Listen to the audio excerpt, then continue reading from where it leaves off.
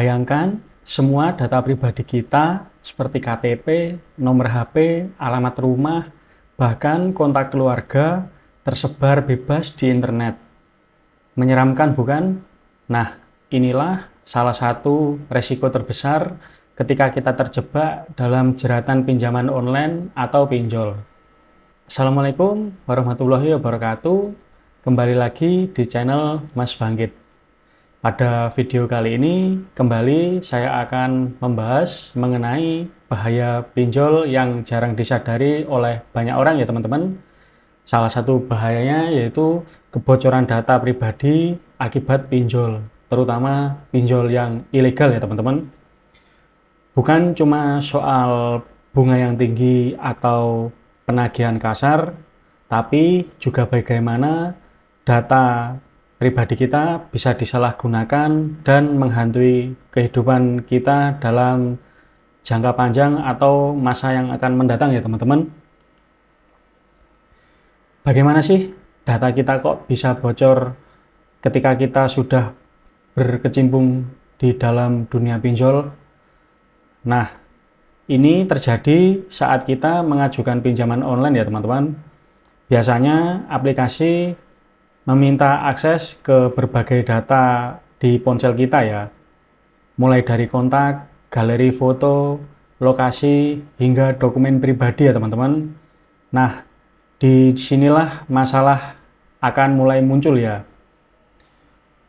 terutama untuk pinjol yang ilegal ya teman-teman, yang tidak menjaga keamanan data, bahkan ada yang sengaja menjual data nasabah ke pihak lain ya.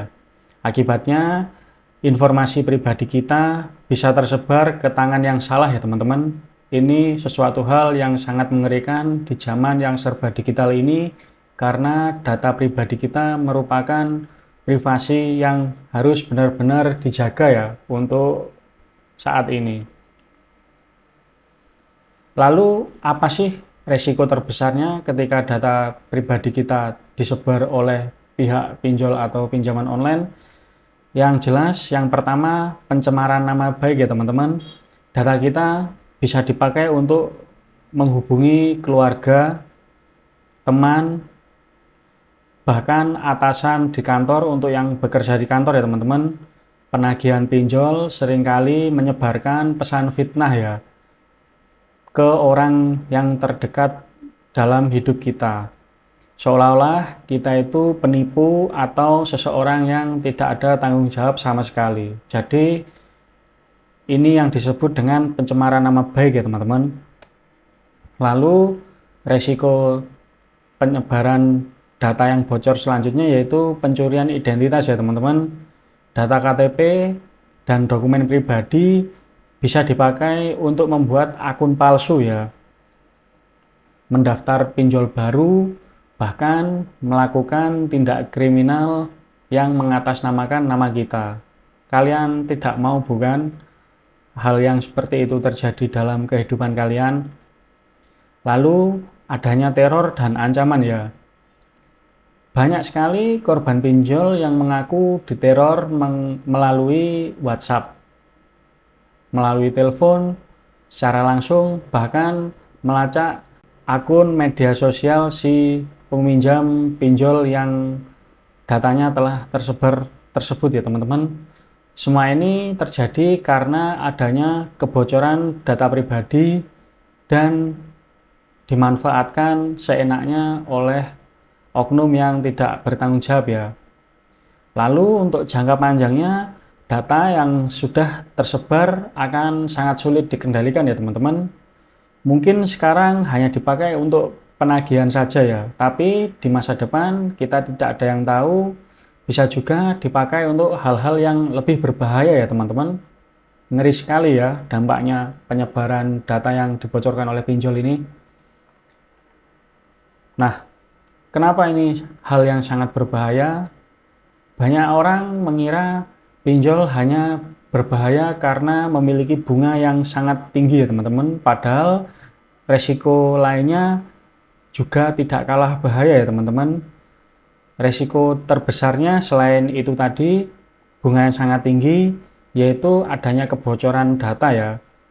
Bayangkan saja data yang bersifat pribadi dan sudah kita jaga sebaik mungkin, itu ibarat kunci rumah kita ya teman-teman.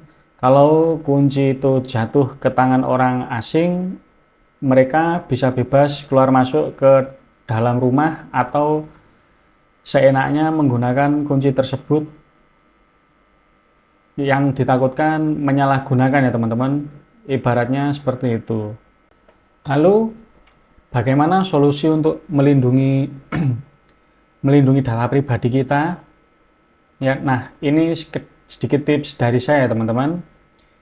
Harusnya ini yang pertama, kalian jangan asal install aplikasi pinjol ya teman-teman, terutama yang tidak terdaftar di Otoritas Jasa Keuangan atau OJK.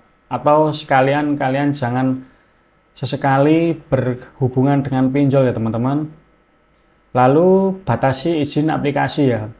Kalau aplikasi meminta izin akses kontak, galeri, atau mikrofon yang ini sama sekali tidak ada hubungannya, jangan sesekali untuk diizinkan mengakses semua itu ya teman-teman, karena ini merupakan celah untuk kebocoran data pribadi kalian. Lalu waspadai tawaran pinjaman yang cepat cair ya teman-teman, karena itu biasanya jebakan ya, untuk mengiming-imingi supaya mendapatkan lebih banyak korban. Dan jika teman-teman sudah mengetahui apa itu tentang bahaya kebocoran data yang disebabkan oleh pinjol, dari sini sebaiknya memang sudah selayaknya kalian tidak ada hubungan sama sekali dengan pinjol ya teman-teman, mengingat resikonya yang sangat buruk untuk kedepannya. Jadi memang resikonya bukan hanya soal utang yang menumpuk, tapi juga data pribadi yang bocor dan disalahgunakan ya teman-teman.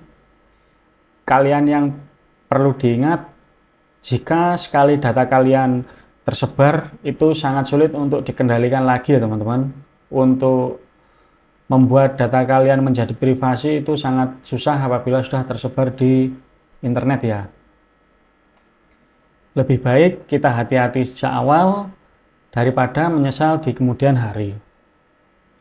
Oke, itu tadi ulasan sederhana, ini menurut pendapat pribadi ya teman-teman, mengenai bahaya yang ditimbulkan oleh dampak dari aplikasi pinjol atau pinjaman online. Terima kasih sudah menonton. Jangan lupa share video ini apabila dirasa bermanfaat, klik like apabila kalian menyukai, dan sampai jumpa pada konten saya selanjutnya. Assalamualaikum warahmatullahi wabarakatuh.